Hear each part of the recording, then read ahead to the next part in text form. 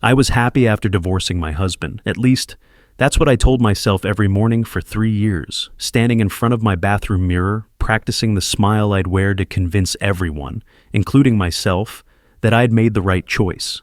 But happiness, as it turns out, has a funny way of crumbling when you least expect it. Like when your ex-husband shows up to a Christmas party looking like he owns the world, and you realize you threw away the only man who ever truly knew you. Let me back up. Because this story doesn't start with that party in December. It starts 8 years earlier, when I was Morgan Campbell, 26 years old and fresh out of Colorado State, with a construction management degree and enough ambition to power the Denver metro area. I met Colton Reed at a veterans networking event downtown. I was there representing my first firm. He was transitioning out of Army logistics into civilian contracting work. He was different from the cocky construction guys I usually dealt with, quieter, more thoughtful. When he listened, he actually heard what you were saying instead of just waiting for his turn to talk. We dated for 2 years before he proposed, and I said yes because he felt like safety in a world that constantly demanded I prove myself. Our wedding was small, practical, just like everything Colton approached. No drama, no grand gestures, just a promise made in front of 40 people at a lodge in Golden.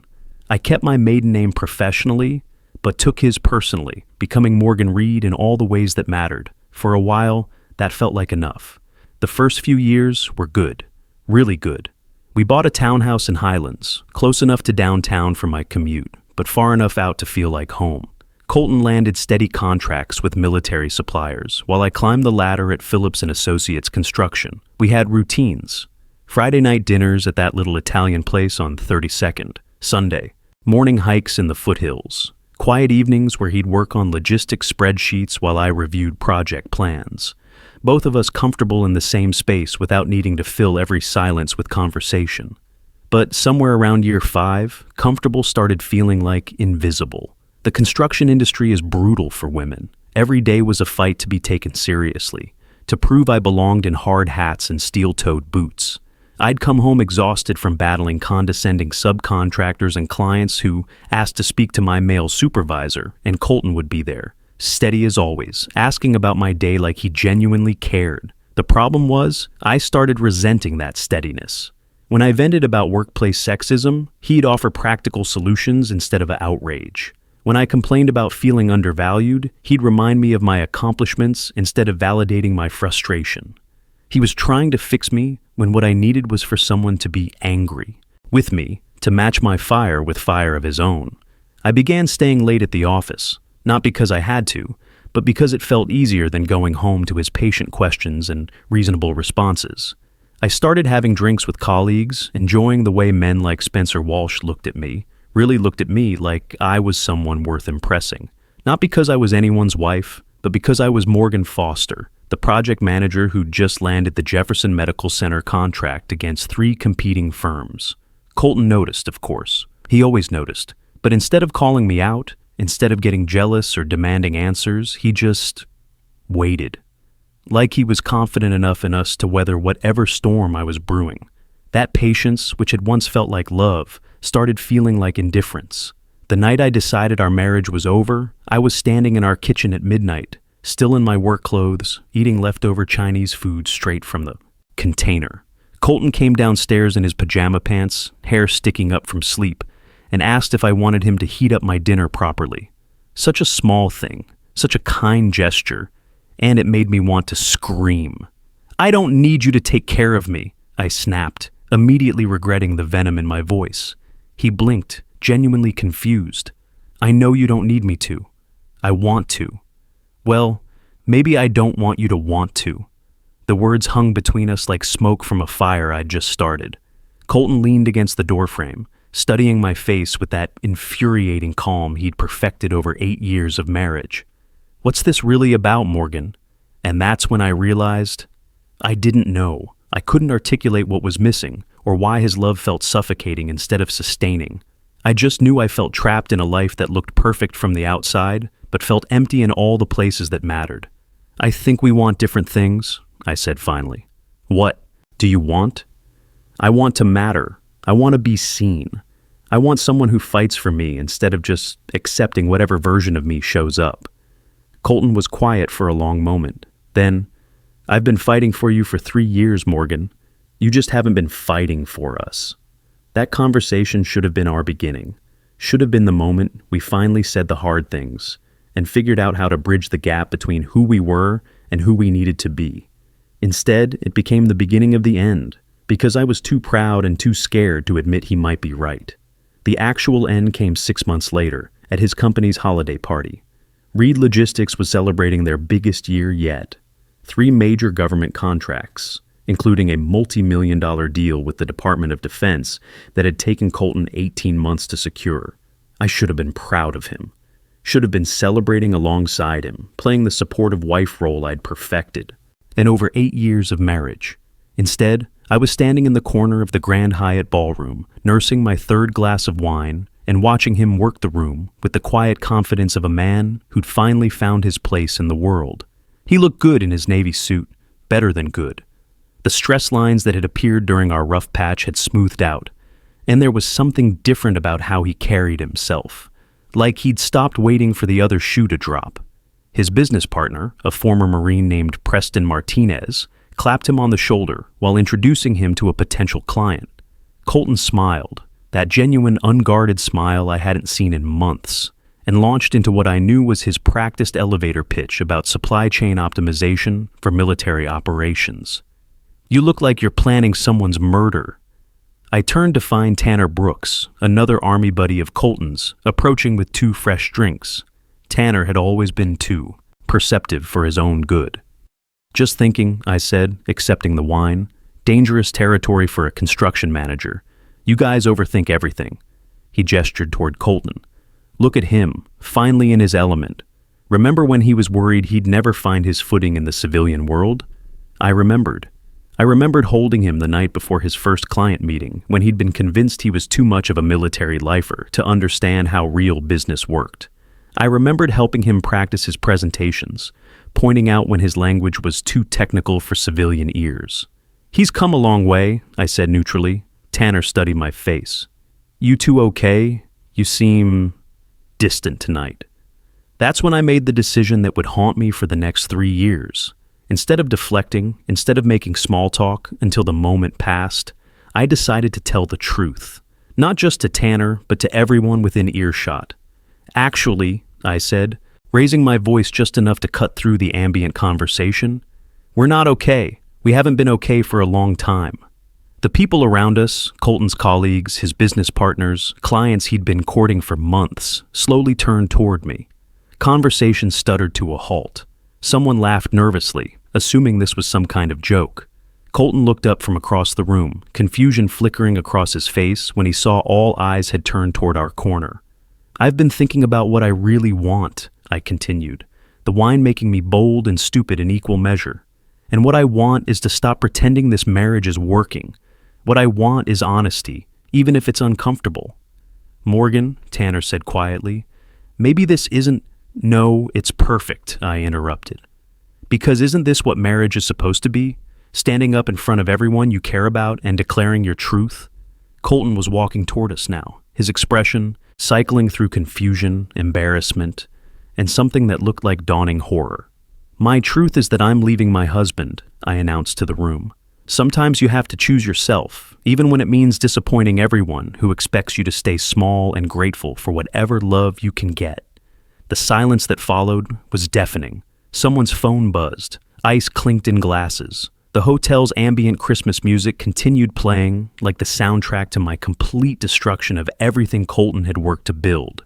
He reached our group just as I finished speaking, his face pale but controlled. Always controlled, even when I was publicly imploding his life. "Morgan," he said quietly, "what are you doing?" "I'm being honest for once. I'm tired of pretending we're happy when we're just existing." We could have talked about this at home. We did talk about it at home. You listened, you nodded, you suggested counseling. You treated our problems like a logistics issue that could be solved with the right process improvements.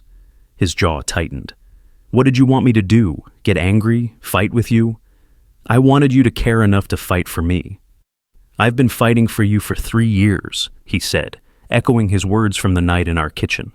"You just wanted me to fight you instead." The truth of that statement hit like a physical blow. but I was too far gone, too committed to this path of destruction to back down now. Maybe I did. Maybe I needed to know you cared enough to get messy for once. Colton looked around at the faces surrounding us, his employees, his clients, the professional relationships he'd spent years building. When his eyes came back to mine, there was something final in them.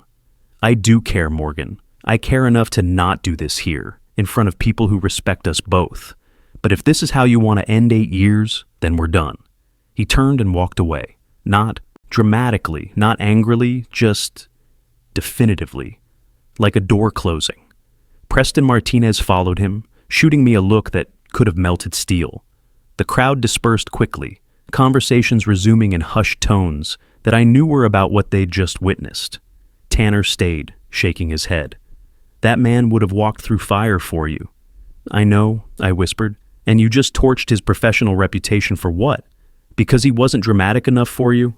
I didn't have an answer. Couldn't explain that I'd felt invisible for so long, that even negative attention felt like acknowledgement. Couldn't articulate that I'd confused stability with complacency, patience with indifference. He'll rebuild, Tanner said finally. Men like Colton always do. Question is, what are you going to do now? What I did next was move out, not immediately. That would have been too easy, too clean. Instead, I spent 3 weeks living in our townhouse like a ghost, tiptoeing around the spaces where Colton's presence still lingered, his coffee mug in the sink, his work boots by the back door, the indent in his side of the bed that took 4 days to fade completely. He had moved into a furnished apartment downtown the night after the party. I knew because Preston had called to make sure I understood the financial implications of what I'd done. Reed Logistics had lost 2 potential contracts because of my little performance. Clients didn't want to work with a man whose personal life was apparently unstable enough to explode in public. Colton's not pressing charges for the professional damage, Preston had said, his voice tight with barely controlled anger. But if you think this doesn't have consequences, you're delusional. The consequences started small. Mutual friends stopped calling. Invitations to social events dried up. The construction industry network that had taken me years to build began treating me with polite distance. Word travels fast in Denver's tight professional circles. And apparently, I'd branded myself as the woman who torched her husband's career for attention. My work performance started slipping around month 2. The Jefferson Medical Center project, my crowning achievement, became a daily reminder of everything I'd sacrificed for ambition. I'd thrown away a marriage for the sake of feeling important, and now I felt more invisible than ever. I started working longer hours, partly because the apartment I'd rented in Cherry Creek felt too quiet, too empty. Without Colton's steady presence, the silence was deafening. I'd grown so used to his quiet strength that I hadn't realized how much space it had filled in my life. The divorce proceedings were mercifully brief. Colton didn't fight me on anything, didn't demand alimony, didn't battle over assets. He just signed the papers and walked away with the same quiet dignity he'd shown at the party. Through his lawyer, he sent one message. I hope you find what you're looking for. By month 6, I was finding exactly what I'd been looking for. Loneliness dressed up as independence. I went on dates with men from work, contractors who saw my professional success and assumed I'd be exciting in other areas of my life too. They were wrong. Dinner conversation felt forced. Physical intimacy felt mechanical. Everything felt like I was trying to fill a Colton-shaped hole with people who didn't understand the space they were attempting to occupy. Meanwhile, through the professional grapevine, I heard Reed Logistics was thriving. Colton had leveraged the initial setback into a narrative about resilience and focus. His military background played well with clients who valued stability over drama. Within a year, he'd landed 3 major federal contracts that made the ones he'd lost look like pocket change. He's building something impressive, Spencer Walsh mentioned during one of our occasional coffee meetings. I heard he's bringing in former military logistics specialists, creating this whole veteran employment pipeline. Smart business model. I'd nodded and made appropriate sounds of interest. But what I really wanted to ask was whether Colton ever mentioned me, whether he seemed happy, whether he'd learned to fill the Morgan-shaped hole in his life more successfully than I'd managed with his absence. The answer came in year 2 at Tanner Brooks's wedding. I'd debated attending. Tanner and I had maintained a cautious friendship, despite everything. but ultimately decided I was strong enough to handle being in the same room as my ex-husband. I was wrong. Colton walked into the church looking like a man who'd found peace with himself. He was leaner, more confident, carrying himself with the easy assurance of someone who'd weathered a storm and emerged stronger. He wore his dress blue uniform, and I remembered suddenly how good he'd always looked in military formal wear. He was alone, but as not lonely. There's a difference, and I could see it in how he moved through the crowd.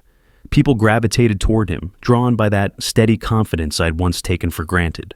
During the reception, I watched from across the room as he laughed with Preston and Wesley Kane, another veteran friend, their conversation animated in a way that suggested genuine camaraderie. "He looks good," my +1 observed. I'd brought Marcus Chen, a fellow project manager, partly for company and partly as armor against the possibility of looking pathetic at my ex-husband's friend's wedding. "He does," I agreed, hating how much it hurt to admit. "You want to go say hello?" "No, I think we're past that." But Colton noticed me anyway. Our eyes met across the reception hall during the best man's speech, and for a moment, I saw something flicker in his expression. Not anger, not longing, just acknowledgement. He nodded once, politely, then returned his attention to the speaker. That single nod contained everything I needed to know. He'd moved on, not moved past, there's a difference there too, but moved on to something better, something that didn't require looking backward. I left early, claiming a work emergency that Marcus was too polite to question. But the real emergency was the growing realization that I'd made a mistake so fundamental, so catastrophic, that 3 years later, I was still paying the price.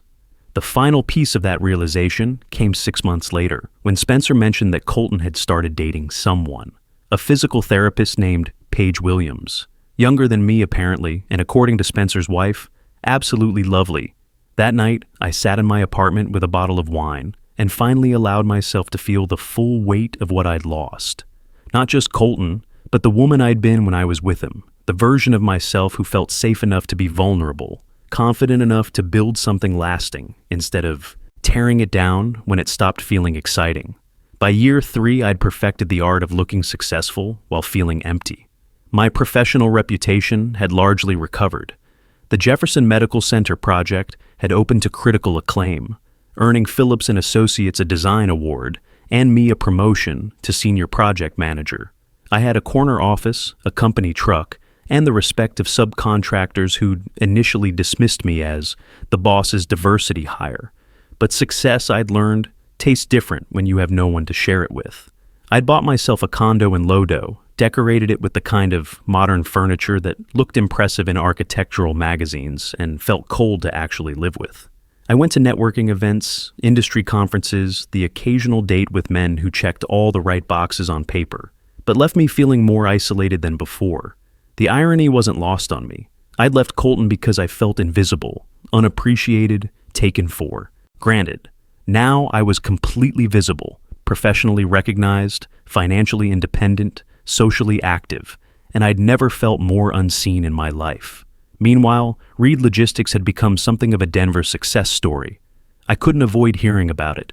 The business community here is too small, too interconnected. Colton had expanded beyond government contracts into commercial logistics, specializing in supply chain solutions for companies with complex distribution needs. His veteran employment program had been featured in the Denver Business Journal, positioning him as both a successful entrepreneur and a community leader. I'd read the article 3 times, studying the photos of him in his downtown office, surrounded by former military personnel he'd hired and trained. He looked older, more seasoned, but there was a lightness in his expression I hadn't seen during our last years together, like he'd found his purpose in something bigger than personal happiness. The article mentioned his commitment to work-life balance, his belief that sustainable success required strong personal relationships. It didn't mention whether he was in a relationship, but I knew from the professional grapevine that he and Paige Williams had been together for over a year. Serious enough that she'd been his +1 to Preston Martinez's promotion party. Serious enough that mutual friends had stopped carefully avoiding the topic when I was around. Which brings me to that December night at the Phillips and Associates holiday party, standing in the grand ballroom of the Marriott, wearing a black cocktail dress that cost more than my monthly mortgage payment, and feeling like I was dressed for my own funeral. The party was supposed to be a celebration. We'd had our biggest year yet, landing contracts worth over $50 million. I should have been triumphant. Instead, I was nursing my second glass of champagne and making polite conversation with clients who kept mentioning other successful Denver businesses, including, inevitably, Reed Logistics. "Colton Reed's really built something impressive," remarked Janet Morrison from Morrison Development, a woman whose respect I'd worked years to earn. "We've been considering him for our new warehouse distribution center. His reputation for reliability is unmatched." "That's wonderful," I managed, the words tasting like sawdust. "He always was good at logistics." "You must be proud, being from the same professional community." I nodded and smiled, practicing the gracious response I'd perfected over 3 years of similar conversations. Yes, Denver's business community was close-knit. Yes, we all celebrated each other's successes. No, there were no hard feelings. The lies came so easily now. I was contemplating a strategic retreat to the ladies' room when I saw him. Colton Reed, standing near the bar in a charcoal gray suit that was definitely not off the rack, talking to a blonde woman who looked like she'd stepped out of a fitness magazine. My breath caught. 3 years, and he still had the power to stop my world with nothing more than his presence. He looked good. Better than good.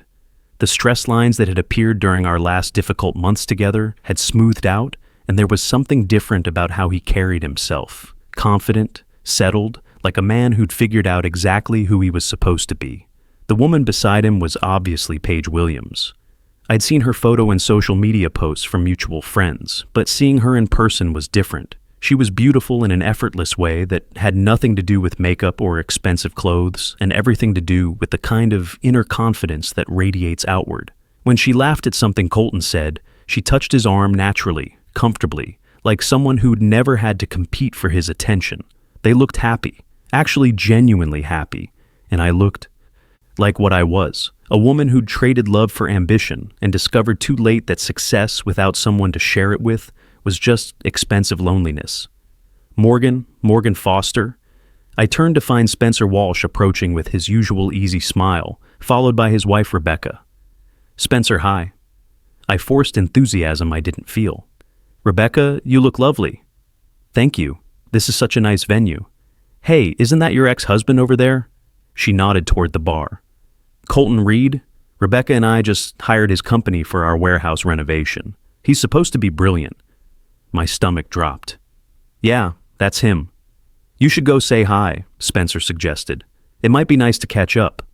Before I could object, before I could make excuses or claim I needed to check on something, Spencer was waving Colton over. I watched in slow-motion horror as he excused himself from his conversation and walked toward us, Paige trailing behind with curious eyes. Each step felt like a countdown to my own execution. 3 years of carefully constructed independence. 3 years of convincing myself I'd made the right choice, and it was all about to crumble under the weight of one conversation with the man I'd walked away from. "Spencer," Colton said, extending his hand with that easy professionalism he'd never lost. "Good to see you." "Colton, man, congratulations on the Morrison Development contract. That's huge." "Morrison Development," I repeated faintly, the irony not lost on me. Another success I'd inadvertently helped create by destroying his previous opportunities. "Thanks, hard work paying off." His eyes shifted to me, and for a moment neither of us spoke. Then, with what I swear was the faintest hint of a smile, he said, "Morgan, do you remember me? Do you remember me?" 4 words that cut deeper than any screaming match ever could. 4 words that said, "You walked away so completely that maybe I've become a stranger." 4 words that reminded me I'd lost the right to know him the moment I'd chosen my pride over our marriage. "Of course I remember you," I managed, my voice smaller than I intended. "Good." He turned to Paige. "This is Morgan Foster, my ex-wife. Morgan, this is Paige Williams." Paige smiled with genuine warmth, extending her hand. "It's so nice to meet you. Colton's told me so much about you." Had he? What could he possibly have said? That I was the woman who'd thrown away 8 years of marriage because I felt invisible? That I'd chosen the most public, humiliating way possible to end things? That I'd been too much of a coward to have an honest conversation before burning everything down? All good things, I hope, I said, shaking her hand and hating how soft and well-maintained it felt, compared to my work-roughened fingers, despite all my success. Absolutely. He speaks very highly of you. I looked at Colton, searching his face for any sign of sarcasm or resentment. There. It wasn't any. Just polite indifference, like I was someone he'd worked with once and remembered fondly but distantly. "How's the construction business?" he asked, and I realized he genuinely didn't know about my promotion, my success, the recognition I'd worked so hard to achieve. "Good. Busy. We just finished the Jefferson Medical Center project." I waited for some sign of recognition, some acknowledgement of the achievement that had defined my post-divorce identity. "That's the new facility downtown? Impressive work. You always were talented at managing complex projects." The praise felt like a polite handshake, appropriate but meaningless. He was treating me like a professional acquaintance, someone whose career he could acknowledge without personal investment. "How about you?" I asked. "I heard Reed Logistics is doing well." "Can't complain. We've been fortunate with some good contracts. Paige actually helped me realize I was working too much, helped me find better balance." She smiled up at him, and he squeezed her hand naturally, unconsciously. The gesture was so casual, so intimate, that it hit me like a physical blow. This was what I'd thrown away, not just love, but the comfort of being truly known by another person. "Balance is important," I said weakly. "Yeah, took me a while to learn that. Sometimes it takes losing something important to realize what you're really capable of building." The words hung in the air like a challenge. Was he talking about the business? Or was he talking about me? Spencer, blissfully unaware of the undercurrents, launched into a story about a project mishap. I watched Colton listen with the same focused attention he'd once given me when I came home frustrated from work. Paige stood close to him, not possessively, but comfortably, like someone who'd never had to fight for his attention. They looked happy, actually, genuinely happy in a way that had nothing to do with professional success or a social recognition. They looked like two people who'd found their place in the world and chosen to build it together. And I looked like what I was, a woman who'd confused independence with isolation, success with fulfillment, and pride with strength. "Well," I said, after Spencer finished his story, "I should probably mingle. It was good seeing you, Colton. Nice meeting you, Paige." "You too," Paige said warmly. "Maybe we'll see you around." Colton just nodded. "Take care, Morgan." I walked away on unsteady legs, making it exactly 3 steps before I heard Paige ask, "Is she okay?" "She seems sad." And Colton's quiet response, "Some people have to learn the hard way that happiness isn't something you find. It's something you build." Those words followed me for the rest of the evening, through polite conversations with clients and colleagues who praised my success while I smiled and pretended not to feel hollow inside. They followed me to my car, where I sat in the parking garage for 20 minutes before I trusted myself to drive. They followed me home to my beautiful empty condo, where I poured myself a glass of wine and finally allowed myself to feel the full weight of what I'd lost. Not just Colton, but the woman I'd been when I was with him. The version of myself who felt safe enough to be vulnerable, loved enough to be flawed, confident enough in being cherished to not need constant validation from the outside world. I'd thought leaving him would make me stronger, more independent, more authentically myself. Instead, I discovered that the self I was trying to find had been there all along, in the space between his quiet strength and my own ambitions. I'd been visible to him in ways that mattered more than any professional recognition, appreciated for qualities that couldn't be measured in contracts or awards. For 3 years, I'd told myself I was happy after divorcing my husband. Tonight, I realized I'd been happy right up. Until I saw what happiness actually looked like when you're brave enough to build it with someone else, instead of demanding they build it for you. His name was Colton Reed, and he'd been the love of my life. I just figured it out 3 years too late.